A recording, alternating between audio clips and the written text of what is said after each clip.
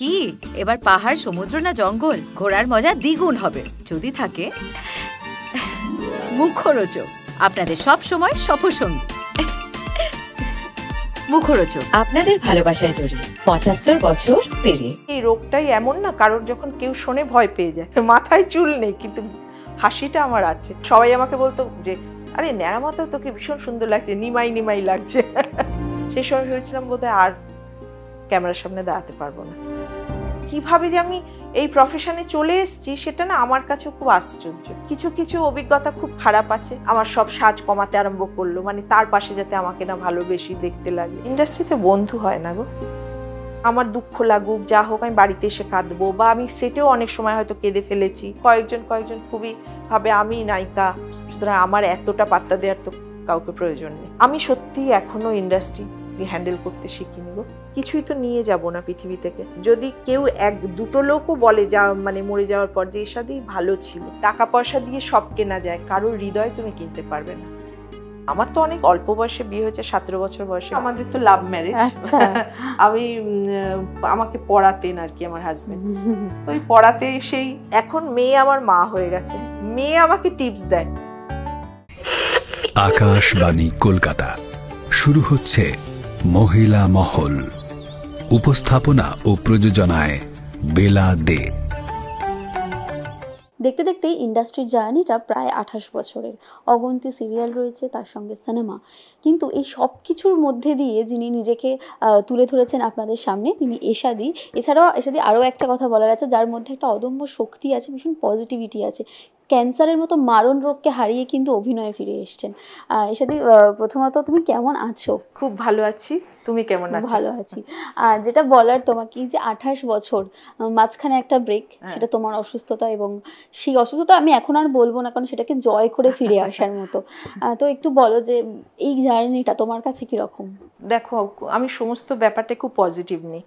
আর আমি মনে করি ঈশ্বরের ইচ্ছে ছাড়া একটা পাতাও নড়ে না। তো সম্পূর্ণটা আমি আমার সোনামা মানে মা কালীকে আমি ভীষণ বিশ্বাস করি। তো আজ আমি যেখানে দাঁড়িয়েছি ওনার আশীর্বাদে। হ্যাঁ, খুব ভালো সময় কাটিয়েছি, এখনও কাটাচ্ছি। আমি মনে করি খারাপ ভালোটা যার যার নিজের ব্যাপার। তুমি সামান্য একটা লজেন্স খেলে কেউ দিল, তুমি খুব খুশি হলে, কেউ আবার ১ কোটি টাকার বাড়িতে থেকেও খুশি না। তো সুতরাং খুশিটা যার যার নিজের ব্যাপারে। এই দিকে যদি বলো, আমি খুব হ্যাপি। তুমি যেই সময়টার কথা, মানে একটু আগে আমাদের কথা হচ্ছিল যে অভিমান চলছে, জিদ্দার সঙ্গে সিনেমা চলছে, প্লাস তোমার দুটো ধারাবাহিক চলছে, লোকনাথ বাবা আর প্রথম প্রতিশ্রুতি। সেই সময় একটা মানে এমন রোগ আমরা প্রত্যেকেই ভয় পাই, কিন্তু এই যে হাসি মুখে তুমি বলছো যে ঠিক আছে আমি ওভারকাম করে, সেই সময়টা কিরকম ছিল? দেখো, সত্যি কথা বলতে কি, এই রোগটাই এমন না, কারণ যখন কেউ শোনে ভয় পেয়ে যায়। আমি একদম ভয় পাইনি, বা আমার ফ্যামিলির কেউ ভয় পায়নি এটা আমি বলবো না, সবাই পেয়েছি। কিন্তু মনে মনে ভীষণ একটা উইল পাওয়ার ছিল যে না, আমার ঠিক হয়ে যাবে, আমার ভালো হয়ে যাবে, কিছু হবে না। আর তার সঙ্গে যদি তোমাকে বলো, এক ঈশ্বর, আর হলো আমার বাড়ির লোক, মানে আমার হাজবেন্ড, আমার মেয়ে ভীষণ আমাকে সাপোর্ট করেছে, তারা মনোবল জুগিয়েছে। তো আমি হাসি মুখেই পুরোটা, মানে আমি জানি না, আমার কিছু ছবি তখন মেয়ে দিত আর কি। আমার 25শে ডিসেম্বর জন্মদিন, তো ওখানেই সব নার্সরা ডাক্তাররা এসে কেক টেক কাটছে করছে। তো তখন আমি কিন্তু একগাল হেসেই ছবি দিয়েছি। মাথায় চুল নেই কিন্তু হাসিটা আমার আছে। কেন বলো তো? আমি মনে করি তুমি যত পজিটিভ থাকবে, ইউনিভার্স তোমাকে ভালোটাই দেবে। একদমই। তো সেটা একটু বলো যে আমরা জানি যে তুমি খুব টিপটাপ সাজতে গুজতে পছন্দ করো। হ্যাঁ, আমি সাজতে খুব ভালোবাসি। হ্যাঁ, তো এই সময় নিজেকে এরকম ভাবে দেখা, এবং তুমি অভিনয় করো, পর্দায় আসতে পারছো না এতটা সময় ধরে, হ্যাঁ, সেটা একটা ডিপ্রেশন ছিল, লেগেছিল। কেন বলো তো? মানে আমি কাজটাকে ভীষণ ভালোবাসি, অনেকটা দেরিতে আমি এই প্রফেশনে এসেছি। কিন্তু যারা ক্যামেরার সামনে অভিনয় করেন বা ক্যামেরার পেছনে কাজ করেন, সবাই জানে যে এটা আমরা পুজো করি। মানে এটা আমাদের কাছে একটা বিশাল ব্যাপার যে আমরা অভিনয় করি, কাজ করি, কাজটাকে আমরা ভীষণ ভালোবাসি। তো সেই জায়গা থেকে যখন চলে আসতে হলো, অনেকটা বছর থাকতে হলো, এবং সবাই ভেবেছিল মানে এশাদি অসুস্থতার মানে তো এখন আর কাজ করবে না। তো আমি জানি যে কাজটাও আর হবে না। তখন সত্যি একটু খারাপ লেগেছিল যে আবার কি কোনোদিন ফিরতে পারবো, আবার কি কাজ করতে পারবো, আবার কি ক্যামেরার সামনে দাঁড়াতে পারবো, এটা মনে হয়েছিল একটু। সেটা নিশ্চয়ই। কিন্তু যখন নিজেকে আয়নায় দেখতে খারাপ লাগাতে, হ্যাঁ, খারাপ লাগাতে একটু থাকতো, কিন্তু তার মধ্যে আমি স্টাইল করতাম, জানো তো। আমি ফলস চুল কিনে নিয়েছিলাম একটা, তো ওই চুলটা পরলে আমাকে খুব ভালো লাগতো, সবাই বলতো। তো ওইসব চুল টুল পরে নিজেকে সুন্দর করে সাজিয়ে রাখতাম। আর সবাই আমাকে বলতো যে আরে ন্যাড়া মাথাও তোকে ভীষণ সুন্দর লাগছে, নিমাই নিমাই লাগছে। তো কি বলবো, ওইটাই ভাবতাম যে না এটাও তো একটা স্টাইল, এটাও ভালো লাগছে। সবটা তোমায় মেনে নিতে হবে, কিছু করার নেই, তোমার হাতে কিছু নেই। এটা খুব গ্ল্যাডলি অ্যাকসেপ্ট করে নেওয়ার মতো। আমি যদি বলি যে প্রেরণা দি, তোমার হাজবেন্ড, তাদের মধ্যেও তো একটা ভীষণ এফেক্ট হ্যাঁ, পড়েছিল। কেন বলো তো, যে অসুস্থ হয় তার থেকেও বেশি টেনশনে পড়ে তাদের ফ্যামিলি, তাদের বাড়ির লোক, কারণ তাদের উপর দিয়ে তো ঝড়ঝাপটাটা বেশি যায়। আমার হাজবেন্ডের অফিস করা, সেখান থেকে হসপিটালে আমাকে দেখতে যাওয়া, প্রত্যেক দিন খাবার নিয়ে যাওয়া, আমি হসপিটালে খাবার খেতে, খুবই ভালো খাবার দিত, কিন্তু একটা গন্ধ লাগতো আমার কেমন যাওয়া। তাদের মুখ চোখ দেখে আমি ভাবতাম যে আমি যতই হাসি, তারা আমার সামনে যতই হাসুক টেনশনে আছে। এটা তো আমি বুঝতে পারতাম, এই বোঝার বয়সটা তো আমার তখন হয়েছিল। তো ওরাও আমাকে বুঝতে দিত না, আমিও আর ওদের সামনে সেটা মানে আমিও যে খুব কষ্টে আছি বা আমি ভয় পাচ্ছি সেটাও আমি দেখাতাম না। এই সবটা বাধা কাটিয়ে যখন ক্যামেরার সামনে আবার দাঁড়ালে, হ্যাঁ, তখন যখন আবার একটু একটু করে ভালো হয়ে গেলাম, কাজ করতে ভীষণ ইচ্ছা করতো, তখন সবাইকে একটু করে পিন করতে থাকলাম যে আমি আবার কাজে ফিরতে চাই, কাজ করব। তখন টুকটুক করে আবার সবাই একটু একটু করে কাজ দিল। সবাই ভাবতো অসুস্থ, ভালো একটা রোল দিলে, অনেকটা সময়ের জন্য দিলে এশাদি পারবে কিনা। সেই জন্যে প্রথম একটু একটু, কোনোটা 1 মাসের চরিত্র, কোনোটা 3 মাসের চরিত্র, হ্যাঁ, কোনোটা 20 দিনের চরিত্র, এরকম দিতে দিতে পরপর ছোট ছোট কাজ অনেকই করলাম। তো লাস্ট আমি বোধহয় করেছি কাজল নদীর জলে। সেটা চরিত্রটা ভীষণই ভালো ছিল, খুব পছন্দের চরিত্র ছিল, কিন্তু ব্যাড লাক, খুব তাড়াতাড়ি ওটা বন্ধ হয়ে গেল সিরিয়ালটা।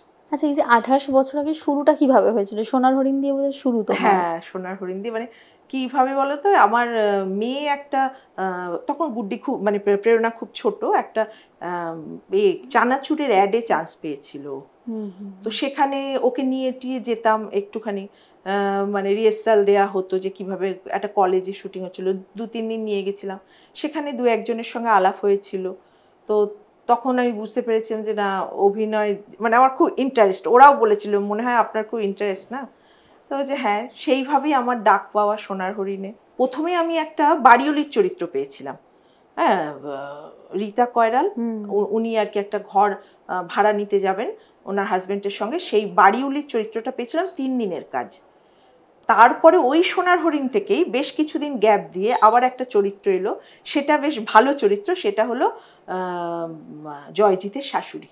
মানে তখন আমি আবার অন্য রূপ, মানে বিধবার একটু বয়স্ক চরিত্র। সোনার হরিণেই মানে দু রকম লুকে দুবার ফিরে আসা আর কি। তারপর থেকে তো জানি আস্তে আস্তে ছোট ছোট অনেক, মানে তারপরে খুব ভালো ভালো সিরিয়ালেও যেমন কাজ করেছি, ছোট ছোট টেলিফিল্ম হতো তখন খুব, সেগুলোতে কাজ করেছি। তারপরে তো সিনেমায় চান্স পেলাম, হরদা প্রথম ব্রেক দিয়েছিলেন আমাকে সিনেমায়। তো এইভাবে জার্নি শুরু, কাজ শুরু, টুকটুক করে, মানে অনেকে ডায়েরি লিখে রাখে যে কি কি কাজ করেছে, আমি তো লিখিনি, এটা আমি খুব খারাপ করেছি। সেই জন্য আর্ধেক খুব ভালো ভালো ডিরেক্টরের সঙ্গে কাজ করেছি, ভালো কাজ করেছি, কিন্তু নামগুলো না অনেক সময় আমি ভুলে যাই। এখন একটা বয়সেরও ব্যাপার আছে, সব মনে রাখা যায় না। আর সত্যি আমি প্রচুর কাজ করেছি, অর্ধেক না, যখন কেউ বলে এই মনে আছে তুমি আর আমি এটাতে, তখন মনে পড়ে হ্যাঁ হ্যাঁ তাই তো, আমি ওইটাতেও করেছি, এটাতেও করেছি। তো কাজ আমি অনেক করেছি। বিয়ের পরে তাহলে? হ্যাঁ হ্যাঁ, অনেকটাই পরে। হ্যাঁ, আমার তো অনেক অল্প বয়সে বিয়ে হয়েছে, 17 বছর বয়সে বিয়ে হয়েছে। হ্যাঁ, মানে তার আগে থেকে কখনো? না না না, খুবই, আমি একদম খুব সাধারণ ঘরের মেয়ে, পড়াশোনা, বিয়ে, মধ্যবিত্ত ঘরে বিয়ে। তারপরে বিয়ের 5 বছর পর আমার মেয়ে, যেহেতু ছোটবেলায় বিয়ে হয়েছে বলে শ্বশুরবাড়ি থেকে বলেছিল এত তাড়াতাড়ি বাচ্চা না নেওয়াই ভালো। তো আমি খুব সাধারণভাবে, হঠাৎ, মানে তুমি বলতে পারো আমার কোনোদিনই মাথায়, আমি কোথাও শিখিনি অভিনয়, আর কোনোদিন মানে কিভাবে যে আমি এই প্রফেশনে চলে এসেছি সেটা না আমার কাছেও খুব আশ্চর্য। একটা ভালো লাগা তো ছিলই, একটা ইচ্ছে। দেখো, তোমার মনের কোনো ইচ্ছে ঈশ্বর একবার হলেও পূরণ করার চেষ্টা করেন, তো সেইভাবেই ঈশ্বরই কিন্তু এই সুযোগটা আমাকে করিয়ে দিয়েছেন। মানে তুমি একেবারে হাউস ওয়াইফ যেরকম হয়, একদম হোমমেকার ছিলে, তারপর হঠাৎ করে। হ্যাঁ, কিন্তু আমি কি বলতো, আমি এই প্রফেশনে থাকলেও খুব ঘরোয়া। আমি ভীষণ ঘরটা ভালোবাসি, নিজে রান্না করব, ঘর গোছাবো, এই করব, মানে আমি অভিনয়টা আমার কাছে একটা পুজো, সাধনা, ওটা আমার করতে ভীষণ ভালো লাগে। কারণ আমি কোনোদিন সেরমভাবে শিখিনি, বা আমার নেই, যেটুকু করেছি এই টিভিতে দেখে, কোনো ভালো বড় অভিনেতা অভিনেত্রীদের অভিনয় দেখে যেটুকু করতে পেরেছি, জানি না কি করতে পেরেছি জীবনে, শেখার শেষ নেই, এখনো আমি শিখি। তো সেটা করেছি, কিন্তু তার সঙ্গে সঙ্গে কিন্তু ঘরটাও ভীষণ আমার কাছে প্রিয়। আচ্ছা, তুমি যখন মানে বিয়ের পর অভিনয় এলে তখন শ্বশুর বাড়ির লোকজন সেই সাপোর্টটা ভীষণ সাপোর্টিং আমার ফ্যামিলি আর কি, আমার হাজবেন্ড তো খুব, বিশেষ করে, না হলে কি আমি সেকেন্ডবার মেয়েকে এই প্রফেশনে আনতে পারি? সেই তো। খুব। তো তারা কি বলেছিল মানে সেই সময়টা যখন টিভিতে দেখলো? খুব খুশি, খুব খুশি, এবং আমার আত্মীয় স্বজন বন্ধু বান্ধব বলো, আমার হাজবেন্ড বলো, খুব খুশি হয় আমি কাজ করলে। প্রথম নিজেকে টিভিতে দেখার মানে তোমার তো বিশাল উত্তেজনা, মানে তখন এরকম হতো, নিজেকে বারবার করে করে, তখন তো আর মোবাইল ছিল না, ওই ধরো রিপিট টেলিকাস্ট হতো, এখন একবার হলো আবার রাত্রে একটা হলো, নিজেকে দেখার জন্যই। আর তার ছাড়া যখন কাজ করতাম আমরা তখন তো, এখন তো 14 ঘন্টা হয়েছে, তখন তো অনেক 21 ঘন্টা 22 ঘন্টা কাজ করেছি, তখন তো সময়ও পেতাম না যে এসে টিভি দেখবো বলে। কাজ করে বাড়ি এলাম, এসে শুতে না শুতে আবার পরের দিন 9টায় বা 8টায় কল টাইম, কিন্তু অত কষ্টের মধ্যে না খুব আনন্দ পেতাম কাজ করতে। আচ্ছা, তখন মানে প্রেরণা দিও ছোট, তো ওকে সামলে ঘর সামলে সব আর শুধু ওকে সামলে ঘর সামলে না, আমি খুব পেট লাভার। আমার নিজের ঘরে দুটো তখন ডগি ছিল, তাদের খাওয়া, তাদের সবকিছু, রাস্তায় যারা স্ট্রিট ডগ, তাদের খাবার আমার বাড়ি থেকে হতো, মাংস ভাত, সেগুলোকে সব ব্যবস্থা করে আমার কাজের মেয়েকে বা আমার হাজবেন্ডকে বুঝিয়ে দেয়া যে এতগুলো মানে প্লাস্টিক বা বাটি, এগুলো কিন্তু রাস্তার বাচ্চাগুলোকে খেতে দিতে হবে, সবটা সামলে যেতাম।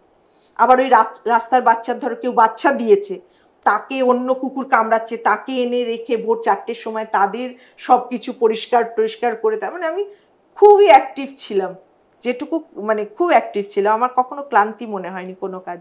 যখন একটার পর একটা ধারাবাহিক করছো এবং সেই যে সুযোগ আসাটা, তো কিভাবে তখন যোগাযোগ হতো? দেখো তখন না এরকম ছিল, ধরো আমি এই প্রোডাকশনে কাজ করছি, মুখে মুখে চলে যেত, বুঝতে পারছো, অন্য একটা সিরিয়ালে হয়তো আমার মতো চরিত্র দরকার, এই প্রোডাকশনের কেউ একজন বললো এরম একজন বয়সী মহিলা, তখন হয়তো কেউ রেফার করলো, তো এসা দিয়ে ওই সিরিয়ালে করছে, দেখ না ওর সঙ্গে কথা বলে বা দেখতে পারিস, এইভাবেই এসছে। ইন্ডাস্ট্রিতে বন্ধু বান্ধব হয়ে উঠেছিল সেই সময়টা? দেখো যখন আমরা যে কাজটা করি তখন তো একটা ফ্যামিলির মতো হয়ে যাই, তাদেরকে ভালো লাগে, তাদের সঙ্গে একসঙ্গে খাই, গল্প করি, আবার যখন কাজটা শেষ হয়ে যায় যে যাকে ভুলে যায়। তবে আমার যা মনে হয় ইন্ডাস্ট্রি, জানি না এটা অন্যের সঙ্গে মানে মিলবে কিনা, ইন্ডাস্ট্রিতে বন্ধু হয় না গো, আমার হয়নি, এমনি পরিচিত আছে, কিন্তু বন্ধু যাকে বলে, সবাইকে কি বন্ধু বলা যায়? সহকর্মী, হ্যাঁ সহকর্মী, কলিগ, সবাই ভালো, এইটুকু বলবো, বন্ধু আমার হয়নি। আচ্ছা, যখন তুমি এলে ইন্ডাস্ট্রিতে এবং তখন অনেকেই সেটেল, তারা অনেকেই ভালো ভালো কাজ করছে, তো তোমার প্রতি তাদের রিপারকিশনটা কিরকম ছিল? দেখো এখানে না কেউ এইটুকু জায়গা ছাড়তে চায় না। এক্স্যাক্টলি। হ্যাঁ, আর বিশেষ করে সেই জন্যে কি আর বলবো, এত বছর হয়ে গেছে, হ্যাঁ কিছু কিছু অভিজ্ঞতা খুব খারাপ আছে। আর আমি না একটু খুব সেন্টিমেন্টাল, মানে অনেকে যেমন আছে যে তুমি একটা কিছু বললে তার সদুত্তরে কিন্তু তোমাকে সেই কথাটা শুনিয়ে দেবে, আমি পারি না, মানে আমার দুঃখ লাগুক যা হোক, আমি বাড়িতে এসে কাঁদবো, বা আমি সেটেও অনেক সময় হয়তো কেঁদে ফেলেছি, কিন্তু আমি কাউকে জ্ঞানও তো দুঃখ দিতে পারি না, বুঝতে পেরেছো? তো খারাপ লাগা অনেকগুলোই আছে, অনেক কিছু, আবার ভালো লাগাও আছে, কেউ হয়তো কিছু খারাপ করেছে, আবার কেউ হয়তো অনেক সাপোর্টও করেছে। মানে কিরকম ঘটনার সম্মুখীন হয়েছিল সেটা যদি একটু বলো।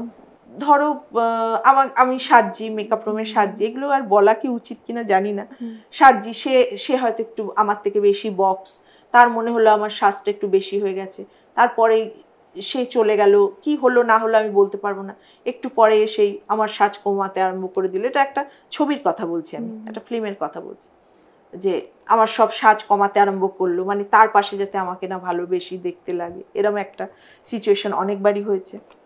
তারপরে মনে করো কাজ করছি যখন, সেখানে ক্যামেরা নেয়া বা আমার ডায়লগ যাতে সেইভাবে, মানে যার যেরকম পজিশন থাকে সে তার পজিশনটা তো অ্যাপ্লাই করে, এরকম হয়েছে কখনো কখনো, আবার কখনো কখনো হয়েছে কেউ খুব সাপোর্ট করেছে, আমি নতুন কাজ করতে পারছি না, সে এসে কোনো ব্যাপার না, ভয়ের কি আছে, সবাই এরম করে, খুব ভালো হচ্ছে, করো করো বলে আমাকে এনকারেজ করেছে। ভালো মন্দ মিশিয়ে সব জায়গায় আমাদের ইন্ডাস্ট্রি, আর বড় করে কি বলবো, এইটা সব জায়গায় আছে। যে কোনো কাজের ক্ষেত্রে তোমার কিছু ভালো কলিগ হবে, কিছু খারাপ কলিগ হবে, সবটা নিয়েই মিলেমিশে থাকতে হবে, বুঝেছো? আচ্ছা, এই যে এতগুলো বছর কাজ করেছো, কখনো মনে হয়নি যে ঠিক আছে আর করব না, বা আমি যথেষ্ট করেছি, বা না, এটা কখনো মনে এটা হয়নি? কখনো মনে হয়নি। মনে হয় কিছুই তো করিনি, আমি তো কিছুই জানি না, আমার তো অনেক কিছু করার বাকি আছে, শেখার বাকি আছে। যদি আরেকটু ভালো কোনো চরিত্র পাই, যেটুকু আমার দেয়ার দেবো, বাকিটা ডিরেক্টর যদি আমার থেকে বার করে নিতে পারে, এটা আমার মনে হয় যে ঠিক আছে। দেখো, আমি তো বিরাট মাপের অভিনেত্রী, মানে আমি একজনকে বলতে চাই, সবাই অনেক ভালো ভালো আছেন, কিন্তু আমি একজনের নাম বলতে পারি, সাবিত্রী দি, যার অভিনয় আমার ভীষণ ভালো লাগে। তাই বলছি যে আমি তো ওই ধরনের পর্যায়ে অভিনয় আমি কোনোদিন ভাবতে, কিন্তু আমার মনে হয় ঠিক আছে, আমি চেষ্টা করব, 100% দেওয়ার চেষ্টা করব, বাকিটা যদি ডিরেক্টর বার করে নেন, একটা ভালো চরিত্র দেয়, আমার সবসময় করতে ইচ্ছা করে। কোনো দিন মনে হয় না যে না, এনাফ, আর করব না অভিনয়, এটা মনে হয় না।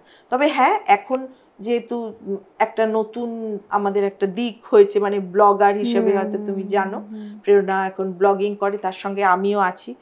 তো ব্লগিং করতে গিয়ে দেখছি যে অসম্ভব, মানে এর আগেও পেয়েছি, যেখানে যেখানে ধরো যখন আমি সিনেমা করেছি, সিরিয়াল করেছি, খুব ভালোবাসা পেয়েছি লোকেদের কাছ থেকে যেখানে গেছি। কিন্তু এখন যেহেতু খুব বেশি ইন্টারাক্ট হয় লোকের সঙ্গে, এত ভালোবাসা পাই তুমি ভাবতে পারবে না। তখন আমি ভাবি না, কিছু হয়তো করেছি, কিছু হয়তো আমার অবদান আছে, যার জন্য মানুষ আমাকে এত ভালোবাসে। তো সেই জন্য এখানে তো অনেকটা সময় দিতে হয়, বুঝছো, আমাদের ব্লগিং এর ব্যাপারে অনেক কাজ টাজও থাকে। তো এখন এটা নিয়েই আমার সময় কেটে যাচ্ছে, মানে সময় পাই না বলতে পারো। অভিমানের পর আর ছবি করলে না কেন? সেইভাবে ডাক পাইনি। ওই 2 বছরের অসুস্থতার গ্যাপটা কি অনেকটা সময় হতে পারে যে সেই গ্যাপে হয়তো অনেকে চলে এসছে। তারপরে কি বলতো, একটা মানুষের সঙ্গে তো টাচে থাকতে হয়, মানে তুমি বললে হয়তো তুমি হাসবে, মানে আমি ভালো ভালো আর্টিস্টের সঙ্গে কাজ করেছি, সবার সঙ্গে, জিৎ, দেব, প্রসেনজিৎ, তারপরে হিরণ, কি সোহম, কোয়েল, শুভশ্রী, সায়ন্তিকা, শ্রাবন্তী, কার সঙ্গে কাজ করিনি, রঞ্জিত মল্লিক, তারপর দেবরাজ রায়, মানে অনেকের সঙ্গে। কিন্তু তুমি ভাবতে পারো, কারোর একটা ফোন নাম্বার নেই আমার কাছে। আমি এতজনের সঙ্গে কাজ করেছি, কিন্তু কোনোদিন আমি তাদের কাছে বলতে পারিনি তোমার নাম্বারটা দাও। আমি এত লজ্জা পাই, মানে আমি এমনও লজ্জা পাই, ধরো তারা দাঁড়িয়ে আছে, আমি গিয়ে কথা বলতে লজ্জা পাই, যে আমি গিয়ে কথা, অথচ তাদের সঙ্গে আমি কাজ করেছি। হ্যাঁ, ছবিতে তো প্রচুর কাজ করেছো। আমি পারি না, মানে এটা আমার একটা ভীষণ খারাপ দিক। আচ্ছা, এই অ্যাক্টিংটার জন্য হয়তো কাজের সংখ্যাটা কমে আসছে। হ্যাঁ, তোমার তো একটা পিয়ার, মানে লোকের সঙ্গে তোমাকে তো থাকতে হবে না, তো যে জানবে তোমাকে, তুমি করবে, তোমার কাছাকাছি যে থাকবে, সে তো তোমাকে চিন্তা করবে, তোমাকে নিয়ে ভাববে। তো আমি এত কাজ করার পরেও তাদের কারোর ফোন নাম্বার আমার কাছে নেই। লোকে শুনলে হাসে। কোন ছবির অভিজ্ঞতা খুব ভালো, মানে অনেকের সাথে কাজ করেছে যারা ইন্ডাস্ট্রিতে এখন স্টার, সুপারস্টার হয়ে গেছেন, তো কোন ছবির অভিজ্ঞতা খুব ভীষণ ভালো? খোকা 420 দেব ছিল, খুব ভালো লেগেছে আমার ওই কাজটা করে। বিন্দাস করেছি, তারপরে সব কাজগুলোই করে ভীষণ ভালো লেগেছে। বিন্দাসে তো দারুণ একটা চরিত্র। হ্যাঁ, খুব ভালো লেগেছে আমার, মানে সব কাজই করে খুব ভালো লেগেছে। তবে জিতও খুব মিষ্টি ছেলে, সবাইকেই ভালো লেগেছে, কিন্তু একটু বেশি ভালোবেসেছি আমি দেবকে। খুব পেছনে লাগতো আর খুব সাপোর্টিং, বুঝেছো। একটা ছোট্ট ঘটনা বলি, আমরা বাইরে গেছি আউটডোরে কাজ করতে, তো সেখানে একটা কিছু ভুল বোঝাবুঝি বা কিছু একটা হয়েছে। তো তখন দেব তো নায়ক, আমি তো ওখানে কো আর্টিস্ট। হ্যাঁ, না, ওটা হলো বিন্দাস ছবির জন্য, আমার যতদূর মনে হচ্ছে ওটা বিন্দাস ছবির জন্য আমরা বাইরে গেছিলাম। একটা ছোট একটা ভুল বোঝাবুঝি, ও নায়ক হয়ে ও আমাকে এত সাপোর্ট করেছে, ব্যাপারটা এত সুন্দর করে আমার সঙ্গে কথা বলেছে, তারপর থেকে ওকে আমি ভীষণ ভালোবেসে ফেলেছি। অনেকে হয় না, নায়ক ঠিক আছে, ওই ব্যাপারটা হচ্ছে আমার মাথা গলাবার কি দরকার, হ্যাঁ নেই। এবং খুব মিষ্টি করে আমাকে একটা কথা বুঝিয়েছিল, দেখো এসা দিয়ে এই ব্যাপার, এই তুমি কেন মন খারাপ করছো, তখন থেকে আমার দেবকে ভীষণ ভালো লাগে। আর নায়িকাদের মধ্যে সবাই খুব মিষ্টি, শুভশ্রী খুব মিষ্টি, শুভশ্রীর সঙ্গে যখন খোকাবাবু করতে গেছিলাম, আমরা শুটিং করার পাশে আমরা খুব মানে একটা দোলনা ছিল, ওখানে বসে গল্প করতাম না, তখনও খুব ছোট বাচ্চা। হ্যাঁ, তো শুভশ্রীকে খুব ভালো লাগে আমার। বহু ধারাবাহিকে অভিনয় করেছো, এখন ধারাবাহিক বললে তোমার কি কি চেঞ্জেসগুলো ফিল করতে পারো, যেগুলো তুমি সোনার হরিণ দিয়ে যদি শুরু হয়ে থাকে একটা প্যাটার্নে হতো সেই সময়, এখন অনেকটা বদলেছে, তুমি কি কি বদল দেখতে পাও? দেখো, বদল তো কিছু না, টেকনোলজিতে অনেক হাই হয়েছে, বাচ্চা বাচ্চা ছেলেমেয়েরা খুব ভালো অভিনয় করছে। আমরা যতটা নার্ভাস হয়ে পড়ি, এখনও আমি নার্ভাস হয়ে পড়ি, কিন্তু আমি এখন বাচ্চা বাচ্চা ছেলেমেয়েদের দেখি খুব সুন্দর কাজ করছে। যেটা হয়েছে, খুব তাড়াতাড়ি সিরিয়ালগুলো বন্ধ হয়ে যাচ্ছে। মানে আমাদের সময় যেমন 4 বছর, 3 বছর, 2.5 বছর, 2 বছর একটা সিরিয়াল চলতো। এখন ভালো সিরিয়াল মানে বন্ধ হওয়ার মতো না, তাও দেখি ফট করে 2.5 মাস 3 মাসে বন্ধ হয়ে যাচ্ছে। এটার ভেতরের ব্যাপারটা তো আমি বলতে পারবো না, এটা যারা আছেন এর ভেতরে তারা বলতে পারবেন। এইটাই একটা চেঞ্জ। আর এখন সবাই মানে আগে খুব কি বলতো, বড়দের একটা ঠিক আছে, এরা একটা মানে আমাদের থেকে বয়োজ্যেষ্ঠ, আমরা একটু ছোট জুনিয়র সবে এসছি। এখন সেই জিনিসটা নেই, সবাই একটু কি বলবো, তুমি বুঝে নাও, মানে একটু ব্যাপারটা থাকে, তবে সবার মধ্যে নয়। কয়েকজন খুবই ভালো হয়, আর কয়েকজন খুবই ভাবে আমি নায়িকা, সুতরাং আমার এতটা পাত্তা দেওয়ার তো কাউকে প্রয়োজন নেই। আচ্ছা, এই যে ব্লগিং করছো, মানে এটা তো মানে মেয়ের সঙ্গে একসাথে করা, এটাও কিন্তু খুব আচানক হয়েছে ব্যাপারটা। তো কিরকম লাগে? মানে এটা ভীষণ মজা লাগে। ধরো আমরা যখন লাইভে এলাম, এত লোক আমাদেরকে এত মানে করে ভালোবাসা দেয়, তখন ভাবি যে সত্যি এত কিছু পাওয়ার মতো তো কিছু করিনি, তার মানে পুরোটাই ঈশ্বরের আশীর্বাদ যে আমাদের এত মানুষ ভালোবাসে, এত চায় আমাদের খুব অল্প সময়ের মধ্যে।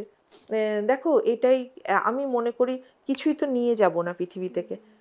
যদি কেউ দুটো লোকও বলে যা মানে মরে যাওয়ার পর যে এর সাথেই ভালো ছিল, 2 জন, জানি না 100 জনের মধ্যে আমি 2 জন ধরলাম, তাহলে আমি ভাববো কিছু পেয়েছি। আচ্ছা, প্রেরণাদি যখন অভিনয় এলো সেখানে মা হিসেবে কতটা সাপোর্ট ছিল? পুরোটাই সাপোর্ট ছিল। ও তো এই প্রফেশনে আসতে চায়নি। হ্যাঁ, ও এয়ার হোস্টেস হতে চেয়েছিল। আমি তখন দেবদাস বলে একটা ভারত লক্ষ্মীতে একটা সিরিয়াল হচ্ছে, সেখানে আমি কাজ করছি। ওখানে তখন যিশু দাশগুপ্তর একটা ওই ভোরের খুব কাছে ওই সিরিয়াল দিয়ে আমার মেয়ের আর কি এখানে নায়িকা হয়েই ওই এটা করেছে। ওই তখন আমি একজন কে একটা দিই কাস্টিং ডিরেক্টরকে, এইটুকু একটা ছবি ছিল আমার পার্টসে, কোনো পোর্টফোলিও না, এমনি ছোট ছবি বাচ্চার থাকে না মায়ের ব্যাগে, সেই ছবিটা দিয়ে বললো 30 জন অডিশন দিয়েছে, কাউকেই দাদার পছন্দ হচ্ছে না, আবার অডিশন আছে। আমি এই ছবিটা নিয়ে যা না, দেখ না যদি হয়। বলছে এটা কি ছবি? নিয়ে যা দেখ। তারপর বলে একদিন বলে এসা দি, দাদা বলেছে মেয়েকে পাঠিয়ে দিতে। এবার তখন টাকা পয়সা জমা দেওয়া হয়ে গেছে, এয়ার হোস্টেস হবেও, বুঝেছো? এবার আমি তো কাউকে না বলে, কারণ মেয়ের একদম এই প্রফেশনে আসার ইচ্ছা নেই। আমার হাজবেন্ড মেয়ে দুজনেই চিৎকার করছে আমার উপর, কেন তুমি দিয়েছো? আমি করব না, তুমি দিলে কেন? এই সে। আমি বললাম না, আচ্ছা তুই যা, গিয়ে বাজে অডিশন দে, দেখবি তোর কাজ হবে না। তুই তো যা, নাহলে আমার মুখ নষ্ট হয়ে যাবে। আমি নিজে যেচে ফটো দিয়ে এখন তুই বলছিস যাবি না, যা গিয়ে বাজে অডিশন দিবি। তারপরে ও গিয়ে অডিশন কি দিয়েছে না দিয়েছে, ওই সিলেক্ট হয়েছে, দাদার পছন্দ হয়ে গেছে। তো তখন থেকে ওর জার্নি শুরু। তো তখন তো একটু রাগই হয়েছিল, মা কেন দিয়েছে। এখন তো আমাকে ভীষণ থ্যাঙ্কস জানায়, এখন ও ভালোবেসে ফেলেছে এই কাজটাকে। ওরও এরকম। তো ও বলে হ্যাঁ মা, ভাগ্যিস তুমি আমার ছবিটা দিয়েছিলে, আমার খুব ভালো হয়েছে, আমি খুব ভালোবাসি। ও ভালো অ্যাক্টিংও করে, সবটাই ঠিক আছে। আচ্ছা, যখন একটার পর একটা কাজ পাচ্ছো এবং নানান চরিত্র করছো, তখন একটা হয় না যে কাজের খিদেটা আরো বেড়ে যায়, এবং ওই মানে যা পেয়েছি তার আরো সেই চরিত্রটাকে ধরে রাখার চেষ্টা চলে। একদম, এটা একদম ঠিক কথা বলেছো। কাজ যখন দেখো, এখন তো অনেকদিন কাজ করছি না, খারাপ লাগা থাকে, বা কোনো একটা সিরিয়াল আরম্ভ হলে মনে হয় এই চরিত্রটা যদি আমি করতে পারতাম ভালো হতো, এটা আছে। কিন্তু যখন কাজ পরপর করতাম না, তখন ভীষণ কাজের খিদে, যে আরো ভালো কাজ করবো, আরো ভালো যেন পাই। আমার মানে ছবি করে খুব ভালো লাগে, সিনেমা করে আমার খুব ভালো লাগে। আচ্ছা, এখন যে কাজ নেই, করছো না প্রায় 7-8 মাস, তো সেই সময় কোনো তুমি নিজে যোগাযোগ করোনি? হ্যাঁ, 2-1 জনকে আমি পিন করেছি যে দেখো যদি তোমাদের নতুন কাজ হয় আমি করব। কিন্তু আবার ভাবি কি বলতো, এই যে ব্লগিং আর প্রমোশন নিয়ে এত ব্যস্ত থাকি, রোজই প্রায় কিছু না কিছু কাজ, কিছু না কিছু সেটাও একটা ব্যাপার। কিন্তু দেখো যতই প্রমোশন ব্লগিং করো, অভিনয়টা তো প্রথম ওটা জায়গা। আমার প্রথম সন্তান, প্রথম ভালোবাসা। হ্যাঁ, তো সেখানে খারাপ লাগা তো নিশ্চয়ই রয়েছে। হ্যাঁ আছে, খারাপ লাগা আছে।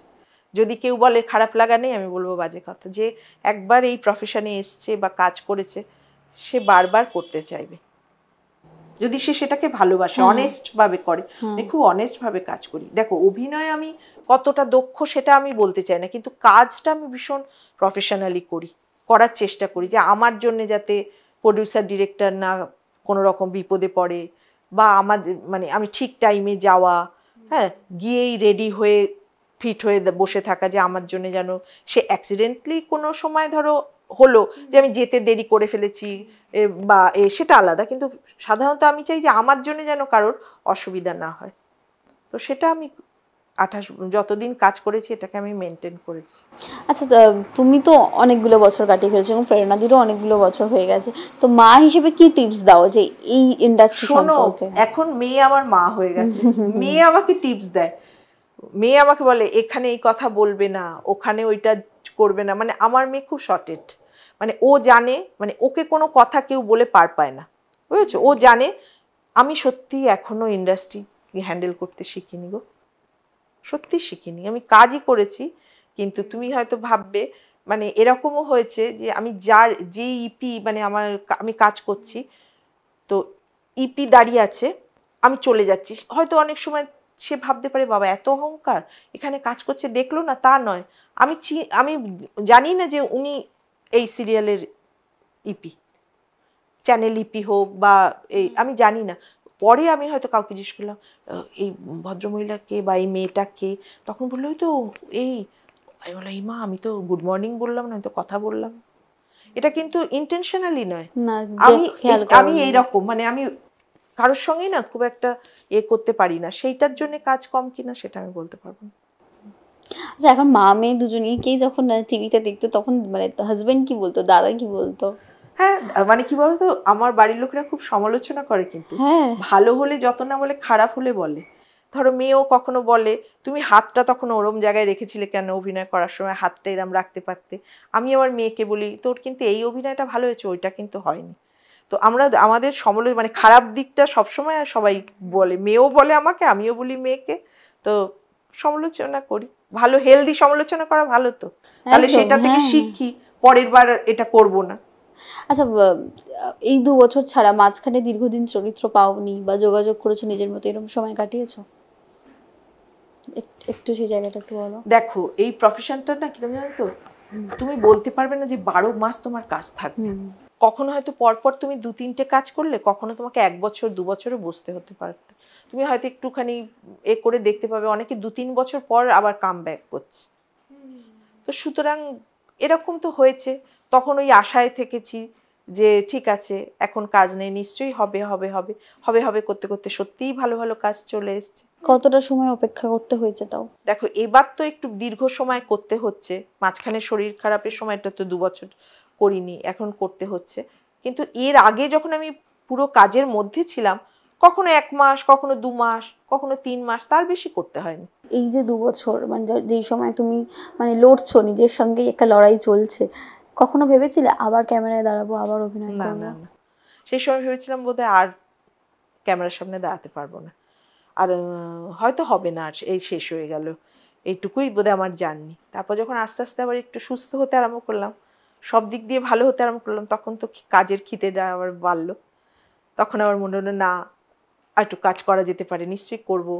আর মানে কি বলতো, এখনো ক্যামেরার সামনে দাঁড়ালে কিন্তু আমি একটু টেন্স হয়ে যাই, এটা প্রথম থেকেই। আজ 28 বছর কাজ করার পরে যে এতদিন, আর তখন যখন 2 বছর পর, মানে ওই 2 বছর কেন বলবো, 2 বছর তো আমার হয়েছে, ট্রিটমেন্ট হয়েছে, তারপরে তো করোনা হলো, মানে অনেকটা বছর পরেই যখন এসছি, তখন আবার ভাবছি সব মনে আছে তো, ভুলে যায়নি তো, এরকম মনে হয়েছিল। তারপর আবার করতে করতে ইজি হয়ে গেছে। তখন নিশ্চয়ই মানে দিন গুনতে বলো যে হ্যাঁ হ্যাঁ হ্যাঁ হ্যাঁ, একদম একদমই তাই। হ্যাঁ, মানে তো হয় না যে একটা রয়েছে ভেতরে ভেতরে যে কি করব, কবে আসবো, অনেকটা কি ভেঙে পড়েছিলে? না দেখো, ভেঙে পড়েছিলাম মানে মনটা তো খুবই খারাপ হয়েছিল, কিন্তু মনের মধ্যে সবসময় একটা আমার ছিল যে আমাকে সুস্থ হতে হবে, আমার তো অনেক কিছু করা বাকি, অনেক কিছু এখনো তো করিনি, মেয়েটা ছোট, হ্যাঁ, তো এগুলো তো মনের মধ্যে হয় যখন চুপচাপ শুয়ে থাকতাম নানা রকম, যে সত্যি কি আবার ফিরতে পারবো এই বেরোতে। তবে কি বলতো, আমি ঈশ্বরে ভীষণ বিশ্বাস করি। আমার মনে হয় তুমি যদি ভালো কাজ করো, সৎ থাকো, ঈশ্বর তোমার পাশে থাকবে। আর এটা রয়েছেও বলা যায়। হ্যাঁ, সত্যি তাই গো। মানে আমি আমি মনে করি আমার এমন, আমি যা পেয়েছি আমার না, এবার কথা বলো, তুমি যদি বলো কি পেয়েছো তুমি, তোমার 20 লাখ টাকার গাড়ি আছে, 2 কোটি টাকার বাড়ি আছে, নেই। আর আমার চাওয়াটাও ওই পর্যায়ে নেয়। আমি খুব অল্পতে সন্তুষ্ট, অল্প কিছু পেলে খুব খুশি হই। যেটুকু পেয়েছি আমি মনে করি সেটুকুই কি আমি ডিজার্ভ করি, যেটুকু আমি পেয়েছি সে, এরকম তো অনেকে আছে যে আমার থেকেও ভালো পড়াশোনায় বলো, তাদের অনেক কিছু অরা আছে, কিন্তু তারা আমার মতো ভালো নেই। ভালো লাগাটা, ভালো থাকাটা সম্পূর্ণ তোমার উপর, যে তুমি অল্পতে ভালো থাকবে না বেশি। চাওয়ার শেষ নেই, পাওয়ার শেষ নেই, বলতে নেই। মোটামুটি ঈশ্বর আমাকে যা দিয়েছে আমি খুব হ্যাপি। আমি মনে করি আমি এতটা ভাগ্যবতী নই, ঈশ্বর আমাকে প্রচুর দিয়েছে। আমার যা পাওয়ার দরকার নেই, যা দিয়েছে। আমি ঈশ্বরকে রোজ যখন আমি পুজো করি, মানে লোকে বলবে যে এটা নাটক বা বলতে হয় ক্যামেরার সামনে, বলছে না, ঈশ্বরও শুনছে। আমি ঈশ্বরকে বলি তুমি আমায় যা দিয়েছো আমি ভীষণ খুশি, তুমি ওটাই বজায় রেখো, আর আমার বেশি কিছু চাই না। এটাই আমার প্রার্থনার একটা কথা, জানো তো। আচ্ছা, নিজের করা কোন চরিত্রটা ভীষণ কাছের? অনেক চরিত্রই কাছের, এই সিনেমার তো প্রত্যেকটাই কাছে। তারপরে মনে করো দুর্গা করতাম, রাশি করেছি, তোমার অগ্নি পরীক্ষার চরিত্রটা, বাণী চরিত্রটা ভীষণ আমার কাছের। অনেক কাছের চরিত্র আছে, আমি এখনই নাম বলতে পারছি না, নামটা সিরিয়ালে ভুলে গেছি। রূপসা নায়িকা ছিল, তোমার অ্যাক্রোপলিসে হতো, ওটাতে আমি কাকিমার চরিত্র করতাম। সিরিয়ালের নামটা এই মুহূর্তে মনে করতে পারছি না। মানে রূপসা আগের জন্মের কথা বলতে পারতো। আচ্ছা আচ্ছা, হ্যাঁ হ্যাঁ, বুঝতে পারছি। সেইখানে যে আমি কাকিমার চরিত্র, ওটা আমার ভীষণ প্রাণের চরিত্র। এরকম অনেক ভালো ভালো চরিত্র আমার প্রাণের আছে। আচ্ছা, এই যে 17 বছর বয়সে বিয়ে হয়ে যাওয়াটা, সেই সময়টা কিরকম? মানে বাড়ি থেকে নিশ্চয়ই? না, বাড়ি থেকে, আমাদের তো লাভ ম্যারেজ। আচ্ছা। আমি আমাকে পড়াতেন আর কি আমার হাজবেন্ড, তো ওই পড়াতে এসেই তারপরে আমার মানে তখন তো ছোট ছোট, আমার মায়ের 15 বছরে বিয়ে হয়েছিল। আচ্ছা। তো তখন তো একটু ছোট বয়সে বিয়ের একটা রেওয়াজ ছিল, তো ওই হয়ে গেছে ভালোবাসা। তারপরে তারপরে বিয়ের পর পর তারপর সবকিছু করা হয়েছে। অভিনেত্রী না হলেই মানে কি ইচ্ছে ছিল যে? দেখো, আমি অভিনেত্রী না হলে অভিনেত্রী হতাম। আমি আর কিছু আমার হওয়ার ইচ্ছে ছিল না, কিন্তু আমি খুব একটা পড়াশোনা করতে ভালোবাসতাম না। অনেকে বলেন আমি টিচার হতাম, অমুক হতাম, তমুক হতাম। সত্যি আমার করতে হয়েছে, পড়াশোনা করতে হবে সেই হিসেবে। এবারে খুব আমি একদম ইন্টারেস্ট আমার পড়াশোনা করার সেরকম ছিল না, কিন্তু অভিনেত্রী কোনোদিন হতে পারবো কিনা এটা ভাবিনি। কিন্তু ছোটবেলা থেকেই আমি ওই ধরো এই চিত্রহার হতো টিভিতে, সব গান টানগুলো দেখতাম, এসেই নিজে ওরকম একটা গামছা টামছা দিয়ে মাথায় করে আয়নার সামনে দাঁড়িয়ে যেন আমি হিরোইন, এরকম হাব ভাবগুলো করতাম। মানে এরকম। বা ধরো স্বয়ং সিদ্ধা দেখতে গেছিলাম, মনে আছে আমার, স্বয়ং সিদ্ধা, রঞ্জিত মল্লিক আর মিঠু বাবার সঙ্গে, এসে মিঠু মুখার্জি ওই যে ওরকম করে সেই শাড়ি নিয়ে এরকম, হ্যাঁ, এসে ওরকম আয়নার সামনে করছি আমি। মানে আমার ওইগুলো ভালো লাগতো, ওগুলো যে আমাকে ভেতর থেকে আমার আসতো, তার থেকে আমি বুঝি যে আমি অভিনেত্রী হতে চেয়েছিলাম। এই যে হঠাৎ করে অভিনেত্রী হয়ে যাবে, এটারও একটা মানে এটা মিরাকেল, মিরাকেল, এটা মিরাকেল। এটা মানে এটা আমার মনে হয় ঈশ্বর বলে না, তুমি মন থেকে যেটা চাইবে ঈশ্বর একবার না হলেও সেই সময়টা তোমাকে দেয়। তো ওইটা আমার মন থেকে একটা চাওয়া ছিল। সায়রা বানুকে খুব করতাম, মানে সায়রা বানুর ওরকম চুল এরকম ঘুরিয়ে ঘুরিয়ে ছোটবেলায় করতে, তা আমাকে পাড়ার সবাই বলতো বাবা হিরোইন যাচ্ছে, মানে যখন ছোট ছিলাম, ওই দেখো হিরোইন যাচ্ছে এরকম বলতো। তো ওটাও মাথার মধ্যে আমি হিরোইন। হ্যাঁ, তো এইসব থেকে থেকে আমার মনে হয় সুপ্ত মনে আমার একটা ইচ্ছে ছিল, যেটা ঈশ্বর শুনেছিল। তাই জন্য প্রথম স্টেপে হয়নি, তাহলে তো নায়িকাই হতাম। একটু বেশি বয়সে গিয়ে আমাকে চান্সটা করিয়ে দিয়েছে। মা, কাকিমা, জেঠিমা, পিসিমার চরিত্রই পেয়েছি, কিন্তু ক্যামেরার সামনে তো দাঁড়িয়েছি, ইচ্ছেটা তো পূরণ করেছে ঈশ্বর। একদমই। এবং দিদি খুব ভালো থাকো, ভীষণ পজিটিভ মানুষ তুমি। তো এখন তো নানান কাজ চলছে মেয়ের সঙ্গে একসঙ্গে। ব্লগিংটা বলতে নেই, টাচউড, খুব মানে সবাই খুব ভালোবাসা দিয়েছে খুব অল্প সময়ের মধ্যে। সবাই কাকিমা কাকিমা বলে, আর আমি হয়তো ক্যামেরার ওপারে যারা থাকে তাদেরকে দেখতে পাই না, কিন্তু তাদেরকে আমি ফিল করি, অনুভব করি। তারা যখন কমেন্ট লেখে বা লাইভে যখন তারা আমার সঙ্গে কথা বলে, আমি বুঝতে পারি ওরা কতটা ভালোবাসে আমাকে। এইটাই পাওয়া, এটাই ঈশ্বরের কাছে চাওয়া। যে দেখো, টাকা পয়সা দিয়ে সব কেনা যায়, কারোর হৃদয় তুমি কিনতে পারবে না, তো কারোর ভালোবাসা তুমি কিনতে পারবে না। এই প্রফেশনটা হয়তো ঈশ্বর আমাকে একটুখানি সময়ের জন্য হলেও যে দিয়েছিল, যে অভিনয়ের সুযোগটা, সেটা হয়তো এত লোকের ভালোবাসাটা যাতে আমি পাই, সেটা বোধহয় ঈশ্বরই চেয়েছে। নিশ্চয়ই অপেক্ষায় রয়েছে আবার ক্যামেরার হ্যাঁ, সামনে ফেরার। অপেক্ষায় রয়েছি। যদি কেউ শোনে, আমি ভীষণভাবে সিনেমা করতে চাই, দেবের সঙ্গে সিনেমা করতে চাই আবার। তো যদি প্রডিউসার ডিরেক্টররা শোনে, চান্স দেয়, নিশ্চয়ই করব। আচ্ছা, দেবদার তখন নিজের হাউস আছে, যোগাযোগ করেছো কখনো? না নিজে থেকে বোধহয় যোগাযোগ না না, এরকম কোনো নেই। দেখো, একটা কথা কি, কাজ চাওয়ার জন্য লজ্জার কিছু নেই। মানে আমি হয়তো অত বড় মাপের অভিনেত্রী নই, তবু আমি বলছি, একসময় অমিতাভ বচ্চনও কিন্তু যখন কাজ ছিল না, যশ চোপড়ার কাছে গিয়ে কাজ চেয়েছিল। কাজ চাওয়াতে আমার কোনো লজ্জা নেই, কিন্তু ওই যেতে হবে, মানে যে ঠিক প্রপার জায়গায় যাব। এখন যা ব্যস্ত দেব, হ্যাঁ, সময় দেবে কিনা। আর সত্যি কথা বলতে কি, ওর হাউসে যে কোথাও, সেটাও আমি জানি না। নতুন হাউস কোথায় করেছে ও, সেটাও আমি জানি না, মানে জানার চেষ্টাও করিনি অবশ্য। হ্যাঁ, তো যাই হোক, যদি ঈশ্বর চান, আমি এটা বিশ্বাস করি, তো আমাকে জানতে হবে না, আমাকে নিশ্চয়ই কেউ ডেকে নেবে। একদমই। এবং যারা শুনছেন তারা অবশ্যই অপেক্ষায় রয়েছেন তোমার দর্শকরা আবার টিভিতে দেখার, সিনেমায় দেখার। তো কি বলবে তাদের এইটাই বলবো যে আপনারা এত ভালোবাসা দিয়েছেন আমাকে, এর জন্য সত্যি আমি মানে আপনাদের কাছে ঋণী, কৃতজ্ঞ। সবাই ভালো থাকবেন, সামনে পুজো আসছে, সুস্থ থাকবেন, খুব ভালো করে পুজো কাটাবেন, টলি টাইম দেখবেন। খুব ভালো মিষ্টি একটা মেয়ে, সবাই আর কি বলবো, সবাই ভালো থাকবেন। আর এইভাবে কিন্তু ব্লগের কাকিমা আর অভিনেত্রী এশা ভট্টাচার্যকে ভালোবাসা দেবেন। Thank you.